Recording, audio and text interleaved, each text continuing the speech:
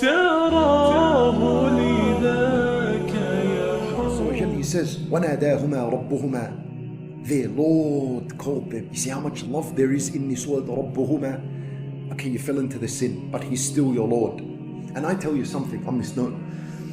What is the best dhikr to make when a person falls into a sin? Obviously, Nabi sallallahu alayhi wa sallam, he teaches us, and this is a sahih hadith in Sahih al-Bukhari, something called Syed-ul-Istighfar. Syed-ul-Istighfar, the master of seeking Allah's forgiveness. That if you say these words, these are the top of the top range in seeking Allah's forgiveness. And they are supposed to be said once in the morning, once in the afternoon. But have you ever thought of what it means, Sayyid al-Istighfar? Sayyid. You know, when someone has a problem in his life, who does he run to? He runs to his master. If someone has a problem now, where do you run? You run to those that are above you. You run to the king, you run to the president, you run to the prime minister, you run to someone that can help you if you are in a big problem in your life. When we commit a sin, we need to run to Syed-ul-Istighfar. The solution is in Syed-ul-Istighfar. This is the master of all adhkar when it comes to seeking Allah's forgiveness. And then you know what the words in it are? You say, Allahumma anta rabbi. Oh my Allah, you are my Lord. You are saying this after a sin. In context, it means you're my Lord when I did the sin. You're my Lord during the sin. You're my Lord before the sin. You're my Lord after the sin. Even if I sinned against you, you're still my Lord. Allahumma anta rabbi, la ilaha illa ant. There is no Lord worthy of worship but you, Ya Rabb. خلقتني وأنا عبدك. You created me and I'm your slave.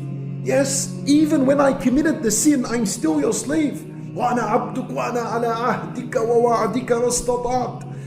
And I am trying to the best of my ability to do that which I promised, which is إياك نعبد. This is the contract between us and Allah, that we worship Him. I'm trying my best, Ya Allah. Can you see the words of Syed-ul-Istighfar? When you see them and you understand their meaning and you're seeing them after a sin, wallahi, you would feel how they are turning off the sin. You will feel it's like cold water being poured on a hot heart. Subhanallah. وَأَنَا عَلَىٰ عَهْدِكَ وَوَعْدِكَ مَا اسْتَطَعْتُ أَعُوذُ بِكَ مِنْ شَرِّ مَا صَنَعْتُ. You're saying, Ya Allah, I seek refuge in you. Protect me from the evil I did. See, Syed-ul-Istighfar, you're acknowledging it's evil. You're saying, Ya Allah, I know what I did is evil. مِنْ شَرِّ مَا صَنَعْتُ.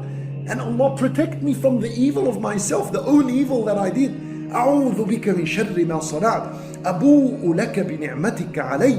I acknowledge your blessings upon me. I acknowledge your favor and your mercy upon me.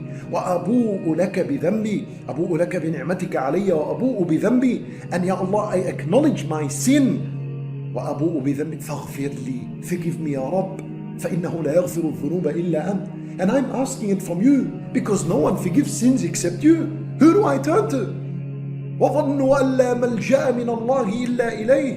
The believer knows there is no escape from Allah but to Allah Azza wa Jal. The believer knows that.